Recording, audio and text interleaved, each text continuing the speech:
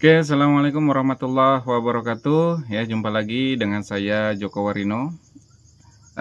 Kali ini saya ingin tanya jawab lagi ya, seperti sebelumnya.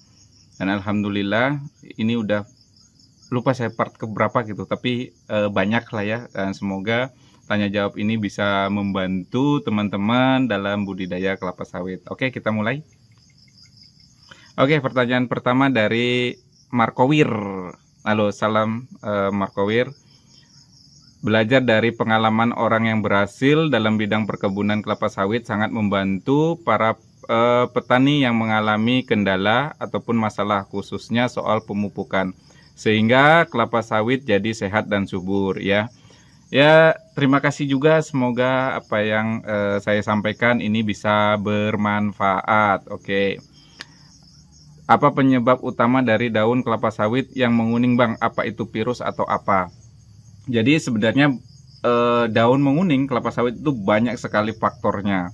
Ya, bisa jadi faktor intern dan juga faktor ekstern. Jadi kalau faktor intern itu dari bibitnya itu sendiri, dari faktor genetik ya, ataupun dari jenis varietasnya memang menguning daunnya. Tapi kalau dari faktor ekstern ini cangkupannya sangat luas. Ya, bisa jadi faktor air, kekurangan air, bisa jadi kekurangan pupuk. Salah satunya unsur P dan N itu bisa membuat daun menjadi kuning. Kemudian juga faktor terserangnya hama dan penyakit itu bisa juga. Nah, kita juga harus bisa mengetahui ya, kalau di daerah-daerah kita memang banyak air, berarti faktor air itu sudah tidak mungkin faktor air. Kemudian kalau kita lihat dari hama penyakit, kalau tidak ada hama penyakit berarti memang bukan dari hama dan penyakit. Salah satu faktor yang mungkin sering terjadi yaitu faktor kekurangan unsur hara, nitrogen atau P. Solusinya apa? Pemberian pupuk urea, ataupun kalau ingin lengkap dengan P-nya sekalian bisa kita berikan pupuk NPK. Jadi seperti itu penanggulanginya. Susah nyebutnya ya. Oke, pertanyaan selanjutnya dari Game On 8870 ya, namanya unik-unik ya. Apa jenis pupuk yang bagus untuk pohon kelapa sawit biar cepat berbuah, Bang? Mohon infonya.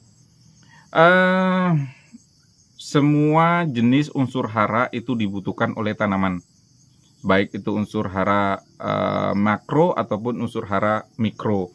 Tapi yang paling penting adalah unsur hara makronya, walaupun kita tidak bisa membuang unsur hara mikronya ini ya. Tapi kalau di sawit sendiri mungkin nitrogen ya, N ya, P, K, Ca, Mg, Cl itu sangat penting. Untuk sisanya lagi bisa kita berikan boron ya, ataupun unsur-unsur mikro lainnya, mungkin bisa itu, tapi bertahap ya, prosesnya bertahap. Mungkin kita bisa pengapuran terlebih dahulu kalau tanahnya tergolong masam, kemudian kita berikan urea, 3 bulan kemudian kita berikan KCl, kemudian TSP, atau bisa langsung NPK, seperti itu. Oke, selanjutnya dari Rian Full, gimana bacanya nih ya? Rian Val 7514. Koreksi kalau saya salah bacanya ya. Langsung saja ke pertanyaannya. Apakah pemberian pupuk yang berbeda-beda merek dalam satu jenis tanaman kelapa sawit yang sama dapat berpengaruh perkembangan dan pertumbuhan kelapa sawit? Terima kasih. Sama saja ya sebenarnya. Yang paling penting itu adalah walaupun beda mereknya, tapi kandungannya itu yang paling penting. Misalkan urea Mahkota, kandungan N-nya berapa? 46% misalkan. Sama misalkan urea urea merek ya, Mahkota terus Maroke misalkan.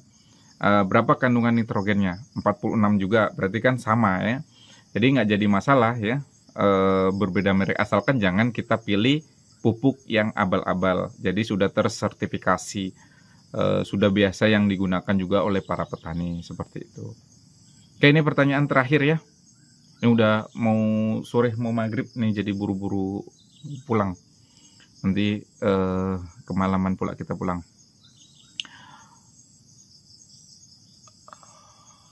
Terima kasih buat sharingnya Mas. Ya, sama-sama ya. Ilmu baru lagi nih, sangat berguna buat yang akan menekuni usaha kelapa sawit. Ya, semoga yang saya sampaikan bermanfaat. Kalau untuk merek produknya, kira-kira ada rekomendasi nggak Mas? Kalau untuk merek pupuknya, kira-kira, pupuknya ya, ada rekomendasi nggak Mas? Biasanya sih yang sering digunakan, yang saya sering gunakan ya, itu Maroke dan juga Mahkota. Nah, itu sudah umum lah yang digunakan. Bisa Urea Mahkota atau Urea Maroke, KCL Mahkota ataupun KCL Maroke, itu sama saja. Ya, itu hanya beda perusahaannya saja. Jadi bisa kita gunakan keduanya ya. Kalau yang lain ada juga mungkin Pak Tani ya. Kemudian ada beberapa merek-merek yang lain lah. Kita bisa cek satu persatu apakah merek tersebut sudah ada sertifikasi ataupun standarnya atau belum. Kalau di makanan kan ada BPOM-nya ya, tapi kalau di pupuk ini ada sertifikasi apa gitu, saya juga kurang ngerti itu ya. Tapi yang sudah tersertifikasi itu baik digunakan ya. Jadi nggak ada merek-merek apapun, sama aja, tergantung kandungannya ya. Dan juga kadang-kadang kan kita lebih memilih pupuk-pupuk yang murah ya. Perlu diperhatikan bahwa yang murah itu sebenarnya nggak jadi masalah, asalkan pupuk tersebut sudah biasa digunakan dan juga sudah tersertifikasi tadi ya. Jadi seperti itu. Oke nih mau cabut pulang ya. Oke, kita lanjut besok atau kapan deh saya ada waktu, nanti kita buat video-video lagi. Kalau ada yang masih kurang jelas, silakan di komentar ya, ditanyakan apa saja tentang kelapa sawit ataupun untuk tanaman-tanaman yang lainnya deh. Nanti saya coba cari sumbernya juga. Kalau saya bisa jawab, saya akan jawab. Kalau saya nggak bisa, ya saya diemin aja. Oke, terima kasih. Assalamualaikum warahmatullahi wabarakatuh.